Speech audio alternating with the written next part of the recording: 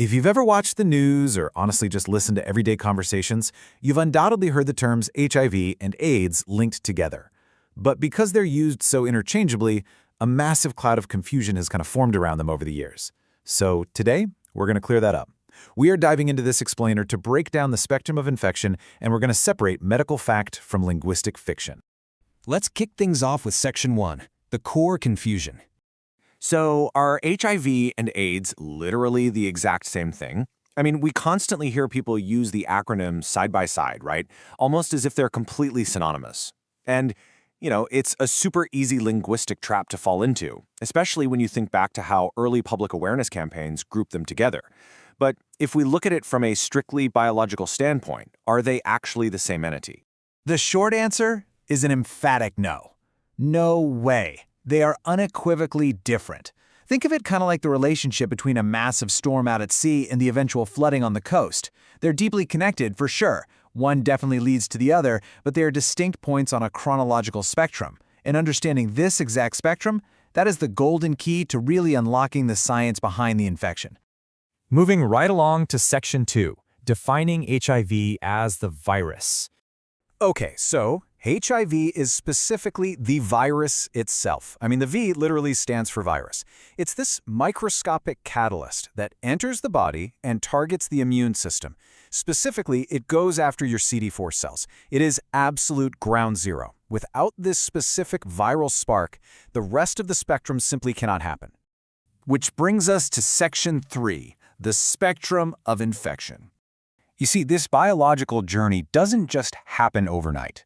We start at day 0, right? The moment of initial transmission. But then we enter this really massive, prolonged middle period that can last for months or, honestly, even years. The virus is active, sure, but the late stage hasn't been reached yet. It's a very slow, deliberate progression toward an advanced infection. So breaking it down, we basically have 3 steps: the catalyst, the timeline, and the condition. And understanding this gap, that unseen period of disease progression, is absolutely critical. Why? Because that timeline phase is exactly where modern medical treatments intervene. By stepping in during those months or years, medicine can effectively stop the catalyst from ever becoming the final condition. It's literally life-saving. Now let's look at the other end of the timeline in Section 4, defining AIDS as the syndrome. If HIV is the catalyst, while AIDS is the potential destination. Here's something a lot of people don't realize. You actually cannot catch AIDS directly. Rather, the S stands for syndrome. It's a specific collection of medical conditions and opportunistic infections that only arise when the immune system gets severely compromised at the very late stage of the spectrum.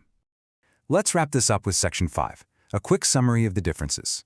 Let's definitively lock this in our minds. HIV is the virus. It's the early stage cause, the invading catalyst. AIDS, on the other hand, is the syndrome. It's the late stage effect, the resulting bodily condition. Simply put, one is the germ and the other is the state resulting from that germ's unchecked activity over a long period of time. When we actually map it out like this, virus as the initial cause, syndrome as the late effect, it really removes the intimidation factor, doesn't it? We're no longer dealing with some scary, monolithic, misunderstood concept. Instead, it's a manageable, logical, biological process.